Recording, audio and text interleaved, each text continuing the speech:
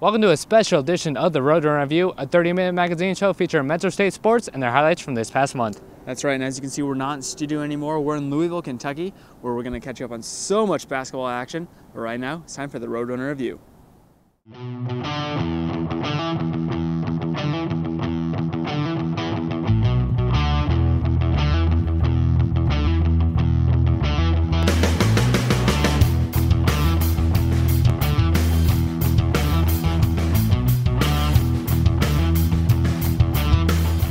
Thanks for joining us here on the show. We're in Louisville, Kentucky, 1,120 miles away from Denver, Colorado, covering the Elite Eight. I'm Peter Aragon, he's Kevin Hall, and Kevin, it's a great time to be a Roadrunner fan. It definitely is. Metro men's basketball is chasing their third national title, but before we get to that, we have to wrap up the regular season and get to the RMAC tournament.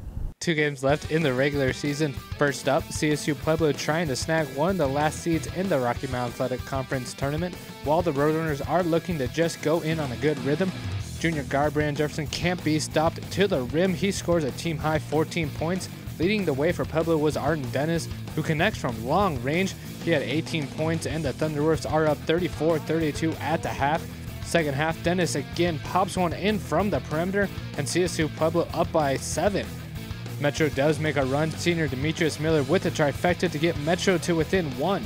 Sophomore Mitch McCarron goes 1 of 2 from the line to give Metro a 1-point lead. Dennis with the ball, 5 seconds left. He penetrates and finishes on the off-balance shot, and the Roadrunners lose for the second time in just a week after starting the season 22-0. The following night, the team looked to rebound from the loss, taking on UC Colorado Springs. The Mountain Lions came in with 5 total wins. It was also senior night for 4 Roadrunners. Derek January, Tyler Cooper, Demetrius Miller, and the 4-year senior in Jonathan Morse all celebrated on this night. But down to business, and how about some senior highlights? January with the nice move through the defense for the easy deuce. Then Cooper from his special spot behind the arc, he drops in 9 points. The night belonged to Morse, who scored a career-high 29 points. The big man from Boulder could not be stopped in the paint. Our final senior, Miller, drains this three-pointer, giving his team the lead and the eventual 98-80 win. Definitely a special night for me. You know, I had 2 older brothers that came and paved the way for me to come here, and it was awesome to have them here. I had my high school coach up in the stands, my godfather, uncle, aunts, you know, everybody here. So it was a real special night for me, and I won't ever forget it. I came into a great tradition. I respect everything that has happened for me at Metro. You know, the atmosphere, the coaches, the staff, you know, everybody around me. So I just wanted to go out and give everybody a good show in our last regular season, my last regular season game playing as a Roadrunner. So with the end of the regular season comes the postseason awards, and 5 Roadrunners were honored. The top award goes to Morris, who was named the RMAC's Player of the Year. The senior averaged 14.1 points per game, pulled down 8.7 rebounds, and shot over 50% from the field. Coach Clark was named Coach of the Year in the conference. The third-year coach led Metro State to #1 ranking, where they stood for 6 weeks, and he led the squad to the regular season championship. Brandon Jefferson and Mitch McCarron earned first-team honors along with Morris, while Miller and Kay earned second-team honors. RMAC tournament time, and the #1 seed gets to host the entire tournament, so a quarterfinal matchup versus Colorado Christian got things started. Morse again, no problems in the paint. He led all ballers with 24 points. The Cougars in transition, and Weaver throws it down. Metro up by 7 at the midway point. Second half, Kay with the nice move and the hook for 2 of his 13 points. But CCU makes a run. Michael Brown from the wing, and it's just a 1-point game with under 8 minutes to go. But it was too much Metro. Jefferson rips Avery Redmond, takes it himself, and goes up and under for the basket. Jefferson chips in 14. Then Jefferson again puts that nail in the coffin. Runners advance to the semifinals. And who is lying in wait for the Roadrunners? The Mavericks from Colorado Mesa. Time for a flashback to last year's RMAC tournament. This was first round action, and Kay hits a late bucket to send this game into overtime, but it was the Mavs who pulled off the upset, sending Metro home early. Back to present day, and there would be no upset in the making today. In fact, Metro ended any drama early. McCarron left wide open from long range, and he swishes it home. Jefferson takes a step back 3 and drains it. McCarron again, he drives, gets bumped, and banks it in for a 3-point play. Runners go up 27-9 in the first 10 minutes. Mesa couldn't handle the strength of the Runners. Jefferson gets fouled and connects. Runners push their lead to as much as 30. Morris with a nifty spin and the field goal. Metro crushes the Mavericks 93-64 to reach the RMAC tournament title game. Coach Clark looking for his first RMAC tournament title as a head coach, and he has to get through Fort Lewis. The same team that ended his team's chances at a perfect season. The Skyhawk go inside to Alex Herrera, who muscles his way past Morse for the slam. The battle between those two would be epic in this one. Jefferson to the rack, gets fouled, and he finishes. He led all scorers with 20 points. Marcus Ayala finds his way to the rim right as the first half buzzer sounds, and it's a close one with FLC up by just 2. We head into the final moments. Miller finds Morse all alone in the paint and puts Metro ahead with a minute and a half left to go. Ayala penetrates, goes reverse layup, and the Hawks are up by 1 with just 9 seconds left on the clock. Here's the final play and call by MSBN's own Justin Taylor. Gets the inbound, coming up the far sideline. Gets to the right wing, stops there behind the back, now crosses over. Pull-up jumper, it's contested. It's Metro State wins 61-60. Jefferson is the hero and the tournament's most valuable player. Clark wins his first tournament title as a head coach, and the Runners are the 2013 conference tournament champions. It comes down to players making a play at the end there, and to be honest with you, their best player made a play, and one of our top guys was fortunate to make a play. That's what championship games are supposed to be about. A lot of times they go down to the last possession. You know, it's a shame somebody had to lose the game. Me and Misha stack at the top of the key. First player to get it, go down, go all the way to the basket. But I mean, yeah. I mean, in my head, I thought I lost the game for the team going over that screen or overdoing that play, gambling. Like Coach always tells me never to gamble, but I gambled. But I made up for it on that shot. Well, it's great to see Coach Clark get that RMAC tournament title, something that's eluded him for the past 2 seasons. That's right, Peter, but there's definitely more work to be done. Metro's earned the right to host the South Central region of the NCAA tournament. The Roadrunner Review is brought to you by its proud sponsors, Panorama Orthopedics and Spine Center. From sports injuries to spine injuries to total joints for arthritis, they are in your neighborhood caring for your injuries. Located at 3 convenient locations, Golden, Littleton, and Thornton. We're back here on the Roadrunner Review inside Freedom Hall in this beautiful arena, the host site for this Elite Eight tournament. That's right, Metro State reaches the Elite Eight for the 2nd straight year and hopes to get back to that national title game for the first time in over a decade. And let's take a look at how they got here. Metro earned the #1 seed in the regional, which means more basketball at home. First up was Tarleton State from Stephenville, Texas. Morris with the great footwork to put 2 of his 13 points in. Metro up 8-2 early. Chuck Guy puts the Texans on the scoreboard, and who would pile up the points in this one, scoring 29. K Open in the corner splashes down the tray. Runners up 9 at the break. McCarran has plenty of space to drive, splits the defense, goes up and under with the nifty finish. First drives, lofts up the floater, and there is Kathy Macklin who powers down the putback to try and get back into this one. Miller finds Morris wide open on the other side. He dunks it in strong, gets fouled, and the Runners continue on in the regional tournament after the 76-65 win. On to the semifinals where the Roadrunners faced off against Midwestern State. The Mustangs have owned the South Central region, having been to 3 straight Elite Eights, so no easy task for the home team. Great start for the Stangs. Eddie DeHady drops in the long ball to start the scoring. Then Connor Geiser also from deep, and Midwestern State is rolling up 20-7 in the first half. Metro goes on a run of their own. McCarran zip through the defense and finally gets the roll. Then Cooper inside to the big man who has no trouble that far into the paint. With those points, Morse becomes the 6th Roadrunner in history to reach 1,500 points. He would also become the first Roadrunner to reach 1,000 rebounds. Into the second frame, Miller top of the perimeter, and where's the defender going? You don't leave this senior open on the perimeter. Kevin Grayer from the corner, and he has the Mustangs down by only 2. But big shot BJ is there to respond right back, and it's on to the regional finals for a chance to move on to the Elite Eight. Time for the Sweet 16, and St. Mary's was the team standing in the Roadrunners' way. McCarran flies to the rim 4-2. He stuffed the stat sheet with 12 points, 9 rebounds, 5 assists, and 3 steals. Darrell Taylor paced the Rattlers offense with a pinpoint shooting, racking up 25 points. One conference player of the year battling with another. Kevin Kotzer goes lefty on Morris. He had 21. K continued his incredible postseason of this time, firing from beyond the arc. He chipped in 19 points. Late in the game, Moses Ndufu hits the tray to get within 3, but Metro's offense was at its best, hitting on 50% from the field, 43% from three-point range, and Metro State wins their second consecutive regional championship. You know, we're battle tested. We don't lose our poise. I'm just proud of the way our guys competed, you know, and that's what we talk about every single day is competing. They made a run, we'd make a play. It was a total team effort by our team, and I couldn't be more proud of our team. So that brings us to Louisville, Kentucky, where the Elite Eight and Final Four was held. The Roadrunners playing in the historic Freedom Hall where 6 Final Fours were played and was home to Division I's Louisville Cardinals for 52 years. Metro took on Franklin Pierce in the Elite Eight game. Metro's defense needs to slow this man down. Eric Jean-Guillaume, who leads the Ravens. Jean-Guillaume was working his magic early, finding the open man in the paint for the easy deuce. McCarron the run, he flushes home the dunk en route to his 16 points. Cooper off the bench, draining threes to help the Runners build a 5-point halftime lead. Final 5 minutes, Ryan Velmont knocks this 3 down and gives Franklin Pierce a 63-62 lead.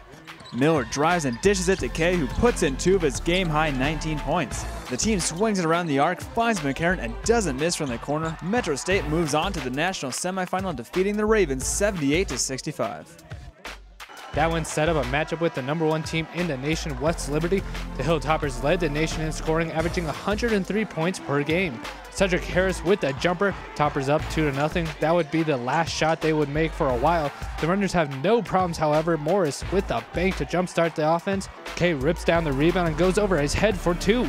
Miller to the rack for the layup, and Metro goes on a 20-4 run in the first 10 minutes. Incredible start. Harris hits this one from long range, and West Liberty cuts into the lead. It's 41-28 at the midway point. Second half, the nation's player of the year, Alex Falk, goes nuts and scores 28 of his 34 points in the final 20 minutes. Harris from deep. The Hilltoppers have this game within 1. Clock ticking down. McCarron fires this one from about Denver, and it falls with 1 tick left on the shot clock. And of course, Jefferson never fails to hit one of those big shots. Metro advances to the national championship game.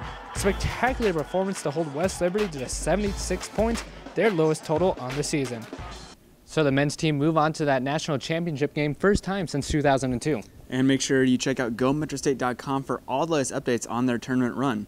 Welcome back to the show. We are in the hallways of Freedom Hall, where you can see all the great players and coaches from the Kentucky Hall of Fame, including one former Denver Bronco who played 14 seasons with the team, and that's Tom Jackson.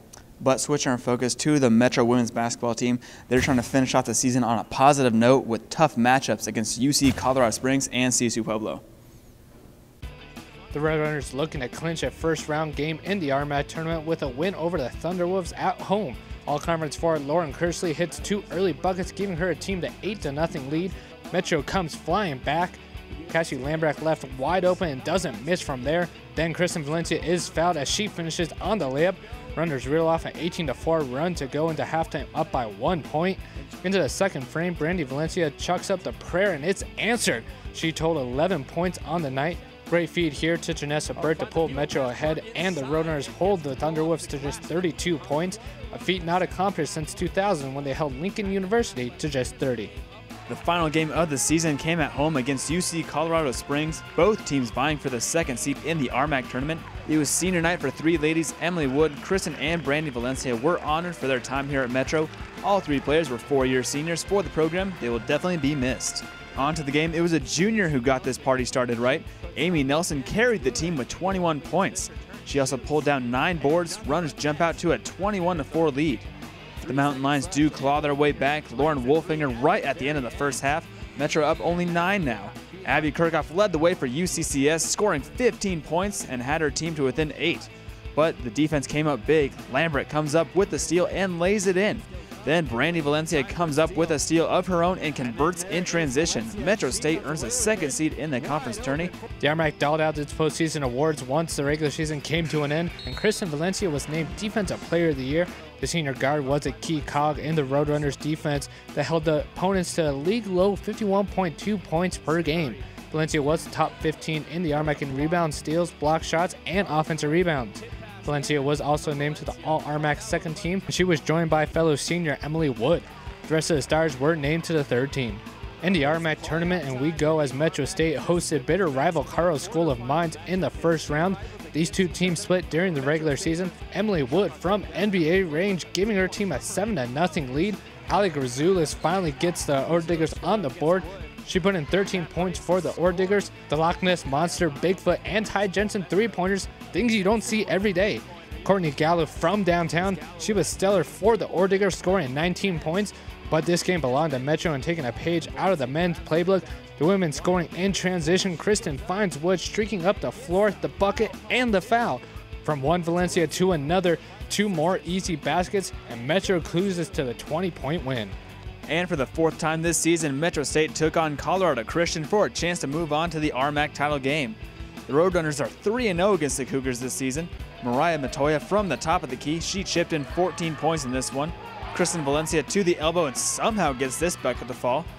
Metro down 31-19 at the midway point. Second half, Kate Louthan floats this shot over Nelson to extend CCU's lead to 18. Coach Javi trying to fire her team up. Runner steal turns into 2 easy points by Lambrecht. Burke hits the baseline J and Metro is within 3. Final seconds, Burke for the tie, it doesn't go.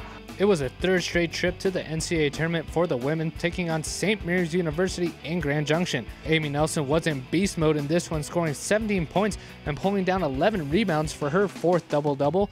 Kristen Valencia and Emily Wood both scored in double figures for Metro. The season would end in the semifinals of the South Central region of the tournament as Midwestern State exploded out to a 23-point first-half lead to hang on for the victory. The Runners fought valiantly to pull within 12, but that's as close as they would get, ending their season with a 21-10 overall record. Well, we started with Tom Jackson. Now we look at another Denver great in Dan Issel, who was an NBA All-Star with the Denver Nuggets. That's right, and I wish the NCAA tournament would have lasted a little bit longer for our women's team, but Coach Javi has done a fantastic job her first 3 seasons, and I want to wish our 3 seniors that we lost from the women's team just all the best. We do wish them all the best and can't wait to see what happens next year for the women's basketball team. But we do have more coming up on the show. Welcome back to the show. And with the basketball season coming to an end, it's time to shift our focus over to the spring sports, and we start off with some softball. Yeah, softball, they've been struggling as of late, trying to find that rhythm to get back into RMAC contention. Metro State went out of conference for a doubleheader against Fort Hays State at Auraria Field. And Metro down 2-0. Susie Oury belts this pitch over the fence for her 5th home run of the season. But that's about as exciting as it got for the home team in this one. In the 4th inning, Amy Dunn sends this towering shot over the center field where Sandell couldn't reach, and it's 3-1 Tigers. The 5th inning was the backbreaker for the Runners as Fort Hays piled up 5 runs on Brandy Moss, and the Tigers rolled to an 8-1 win. We will show this great defensive play by Roundtree, who makes an incredible diving grab, a sign of things to come in Game 2. Monique Hernandez took the mound in the next game and went the full 7 innings, striking out 3 Tigers. But it's Fort Hays who jump on the scoreboard first as Maddie Hollow blasts this pitch for the home run and the 2-0 lead. We head into the 4th and Brew just bashes the ball almost to the soccer fields. That girl has all kinds of power to cut the Tigers' lead in half. 5th inning now, Kelsey Tillery finds the gap that brings home Sandell and Amanda Tanny, and Metro has the lead. Runners extend the lead on the Stephanie Dunham double that brings home 2. It's now 6-2 Metro. Fort Hays in the final inning, runner on first base, shot sent to right center field. Sandell makes a fantastic catch for out number 2. Then she fires back to first and gets the runner trying to make it back. And Metro State hangs on for the 6-4 win to improve to 9-15 on the season. The Roadrunners had a big battle against number 12 Carl School of Mines at home this past month. The offense first came from the Ore Diggers. First inning, Macy Jones triples over the head of Brandy Roundtree to get things started. Cami Vesey brings in Jones on the sac fly. Cassie Ford doubles down the left field line, bringing in 2, and Mines flies out to a 4-0 lead. Metro now up in their half of the first inning. Danny Sandell sends in the blooper for the single. Chelsea Brew gets plunked to take her base, and with Annalise Garcia at the plate, Kelly Unkrich gets her swinging on the nasty changeup. Metro couldn't convert on that chance. Door Diggers, however, had no problems bringing in the runs. Bessie again comes through and singles to center field, bringing home Jones. Then Ford with one of her 3 hits, bringing in Courtney Darius and Vesey on the single to go up 7-0. Unkrich had her best stuff going in this one, giving up 0 runs on just 2 hits while striking out 8 batters to earn her 13th win on the season. Well, I just want to tip our hats to our softball team. They played valiantly, but weren't able to come up with some crucial wins. And hopefully this month is the month that they turn things around and get back in the RMAC contention. And at this time, we will take questions. Hey guys, I've got a question right here. So what's coming up next? Well, up next we have top plays from the month of March, including some great plays from our men's basketball team. But we do got to focus on one highlight at a time because they're all that important to us. So we're coming right back. No more questions.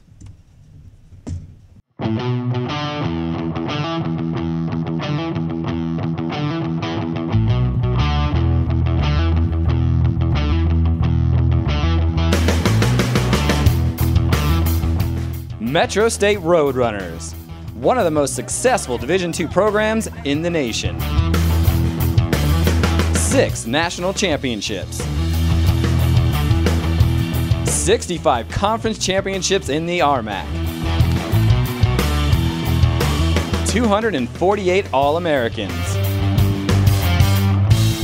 The season is almost here, and admission is free for all students. Great prizes will be handed out at select games, so make sure you're in the crowd. You can also follow the Roadrunners through Twitter, Facebook, YouTube, and GoMetroState.com. Get in the game and get rowdy. We're back here on the show. We now send it back to the Mile High City where Paula Ruelas has all your Roadrunner news. Thanks, guys. It looks like you're having a really great time out there in Louisville, and I am definitely jealous. But staying with basketball, sophomore forward Nicholas Kay received the prestigious Summit Award this past month. The Summit Award is given to the player with the highest grade point average that is competing in the final conference championship weekend. The Tamworth, Australia native has a 4.0 in biology and has made the athletics director honor roll all 3 semesters in his time at Metro State. I guess there's no coincidence between smart players and national championships. And now time for some indoor track and field news. Darius Reed and our women's distance medley relay team headed out to Birmingham, Alabama for the NCAA championships. The DMR team of Janelle Links, Belle Kuiper, Jamila Rashid, and Brianna Hemming finished the race in a school record time of 11 minutes and 55 seconds. They would finish 10th overall. Reed would earn All-American honors after finishing 4th in the 60-meter hurdles. The junior crossed the line in a time of 7.95 seconds. And speaking of Reed, the UCLA transfer was named RMAC's Preseason Outdoor Athlete of the Year, while Brianna Hemming was named Preseason All-Conference. A great job to all of our Roadrunners. Now back to you guys at Freedom Hall. Have a safe trip back home to Denver. Thanks, Paula. We definitely miss you, and we'll see you soon. But now it's time for the top plays from our men's basketball run in the postseason. Number 10, Metro versus Carl Christian. Jefferson comes up with a steal, takes it himself, and goes up and under for the sweet move to kick off the Roadrunners postseason. How about a little Morse in play number 9? Miller to Jefferson to a wide-open Morse who throws it down, gets fouled, and that man is loving it. Metro rolls over Tarleton State to move on to the next round of the tournament. We'll stay with the Tarleton game as Miller breaks the defender's ankle and gets the J to fall. One more time, the defender slips, and Miller makes sure he doesn't miss to complete this great play. To the semifinals in the NCAA tournament versus West Liberty, clock winding down, McCarran has to throw it up, and with 1 tick left, it falls. One of the sophomores' big shots that led to Metro's big win over the #1 team in the land. We got to get Coop in here, and he's the man in play number 6. Tyler Cooper hit 2 big threes in the first half against Franklin Pierce in place of Morris, who was in foul trouble. The senior came up big and was one of the heroes in the win over the Ravens. The big man who has no trouble that far into the paint. With those points, Morse becomes the 6th Roadrunner in history to reach 1,500 points. He would also become the first Roadrunner to reach 1,000 rebounds. Back to the West Liberty game in play number 4. McCarran leading the break. No one is covering Kay. He slams it home, and the bench is loving it. Kay scores 17 points, and he has his team 1 game away from winning the national championship. Back to the Tarleton game in play number 3. No one covers McCarran, and he takes full advantage, rises and goes up and under and gets fouled. Incredible play, and Metro has the Aussies for 2 more years. Big Shot BJ features our final 2 plays. Hilltoppers down by only 1. 2.5 minutes left, but Jefferson hits nothing but net. He pushes the lead back out, moves on to Atlanta to take on Drury University in the title game. And the top play from the postseason and possibly the top play all year, Jefferson comes up big once again, and let's bring Justin Taylor back in for the call. It's the inbound, coming up the far sideline. This to the right wing. Stops there behind the back. Now crosses over. Pull-up jumper. It's contested.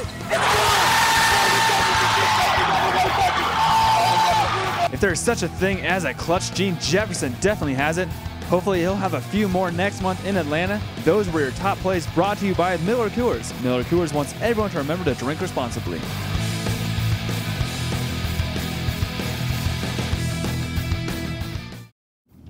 Well, it was a lot of fun in Louisville, Kentucky, covering the games, but it's time to get back to Denver. That's right. Make sure to check out GoMetroState.com for all the news and updates on your favorite sports teams and athletes. But for Paul Ellis, Peter Aragon, I'm Kevin Hall, and we'll see you next time on the Roadrunner Review.